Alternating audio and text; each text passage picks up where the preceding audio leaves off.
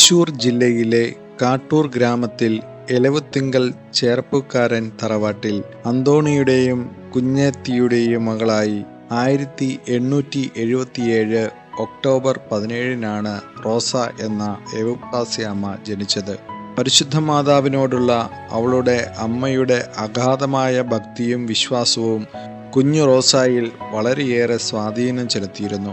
അവളുടെ അമ്മ അവളോട് പറഞ്ഞ കഥകളിൽ നിന്നും, പ്രത്യേകിച്ച് ലീമായിലെ വിശുദ്ധ റോസായുടെ കഥയിൽ നിന്നും ചെറുപ്പത്തിൽ തന്നെ നന്മയിൽ വളരുവാനും യേശുവിന് വേണ്ടി സഹനം അനുഭവിക്കുവാനുമുള്ള അപാരമായ ആഗ്രഹം അവളുടെ ഉള്ളിൽ ജനിച്ചു. വളരും തോറും ആത്മീയ കാര്യങ്ങളിൽ താല്പര്യം ഏറി വന്ന റോസ 9-ാം വയസ്സിൽ പരിശുദ്ധ മാതാവിൻ്റെ ഒരു ദർശനത്താൽ കന്യാസ്ത്രീയാകുവാൻ തീരുമാനിച്ചു. അവളുടെ പിതാവിൻ്റെ ശക്തമായ എതിർപ്പുണ്ടായിരുന്നുവെങ്കിലും എവുപ്രാസ്യ നിരന്തരമായ പ്രാർത്ഥനകളും ജപമാലകളും ഉപവാസങ്ങളും തുടർന്നുകൊണ്ടിരുന്നു. റോസായുടെ ശക്തമായ പ്രാർത്ഥനയും ഇളയ സഹോദരിയുടെ പെട്ടെന്നുള്ള മരണവും അദ്ദേഹത്തിൻ്റെ മനസ്സ് മാറാൻ കാരണമായി. വാസ്തവത്തിൽ അവളുടെ പിതാവ് തന്നെയാണ് കർമ്മലിത്ത സഭയുടെ കൂനമ്മാവിലുള്ള മഠത്തിൽ കൊണ്ടുപോയി ചേർത്തത്. അനുദിനം വിവിധ രോഗങ്ങളാൽ അവൾ സഹനങ്ങൾ ഏറ്റുവാങ്ങിക്കൊണ്ടിരുന്നു.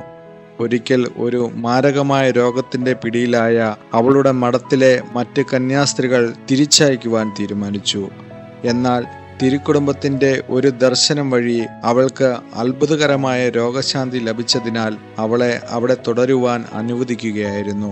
1887 സ്ഥാപിതമായ തൃശൂർ വികാരിയാത്തിന്റെ അധീനതയിൽ ആയിരുന്ന കൂനമ്മാവ് കന്യാമഠം 1896 രൂപത പുനർവിഭജനത്തിൽ എറണാകുളം രൂപതയുടെ കീഴിലായി. തൃശൂർ വികാരിയാത്തിന്റെ പ്രഥമ സ്വദേശീയ മെത്രാനായ മാർ യോഹന്നാൻ മേനാച്ചേരി തന്റെ രൂപതയിൽപ്പെട്ടവരെ തൃശ്ശൂരിലേക്ക് കൊണ്ടുവരുവാൻ പരിശ്രമിച്ചതിന്റെ ഫലമായി 1897 മെയ് 9 വിശുദ്ധ യൗസേപ്പിന്റെ നാമധേയത്തിൽ അമ്പഴക്കാട് അവിഭക്ത തൃശൂർ രൂപതയിലെ പ്രഥമ കർമ്മലിത്ത മഠം സ്ഥാപിതമായി.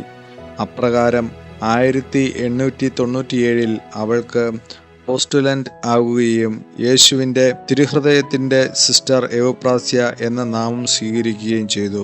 1898 ജനുവരി 10 സന്യാസവസ്ത്രം സ്വീകരിച്ചു. മാരകമായ രോഗങ്ങൾക്കും യാതനകൾക്കും വിധേയമായിരുന്ന വിശുദ്ധ അപ്പോഴെല്ലാം പരിശുദ്ധ മാതാവിൻ്റെ സഹായം അവൾക്ക് ശക്തി നൽകിക്കൊണ്ടിരുന്നു. 1900 മെയ് 24 തൃശൂർ അതിരൂപതയിൽ സെന്റ് മേരീസ് കന്യാസ്ത്രീ മഠം സ്ഥാപിതമായി. അതേ ദിവസം എവുപ്രാസ്യാമ്മ അവളോട് നിത്യവ്രതം സ്വീകരിക്കുകയും ചെയ്തു. 1904 മുതൽ 1913 വരെ എവുപ്രാസ്യാമ്മ അവിടുത്തെ സന്യാസാർത്ഥികളെ പഠിപ്പിക്കുന്ന ചുമതല നിർവഹിച്ചു പോന്നു. തൻ്റെ സഭയുടെ ഭാവി അംഗങ്ങളെ വിശുദ്ധ നല്ല രീതിയിൽ രൂപാന്തരപ്പെടുത്തി. അവളുടെ വിനയവും ഭക്തിയും നന്മയും അനുതാപവും കാരുണ്യവും അവർക്ക് അനുകരണീയമായ മാതൃകയായിരുന്നു. ഏകാന്തപരമായ ഒരു ജീവിതമായിരുന്നു സിസ്റ്റർ എവുപ്രാസ്യ ആഗ്രഹിച്ചിരുന്നതെങ്കിലും ഒല്ലൂരിലെ സെന്റ് മേരീസ് കോൺവെന്റിലെ സുപ്പീരിയർ ആയി അവൾ തിരഞ്ഞെടുക്കപ്പെട്ടു. 1913 മുതൽ 1916 വരെ വിശുദ്ധ തൻ്റെ ആ ദൗത്യം ഭംഗിയായി നിർവഹിച്ചു വന്നു. അവളുടെ വിനയവും ഭക്തിയും കണ്ട് പ്രദേശവാസികൾ അവളെ പ്രാർത്ഥിക്കുന്ന അമ്മ എന്നും അവിടുത്തെ മറ്റ് കന്യാസ്ത്രീകൾ സഞ്ചരിക്കുന്ന ആരാധനാലയം എന്നുമാണ് വിശുദ്ധയെ വിളിച്ചിരുന്നത്.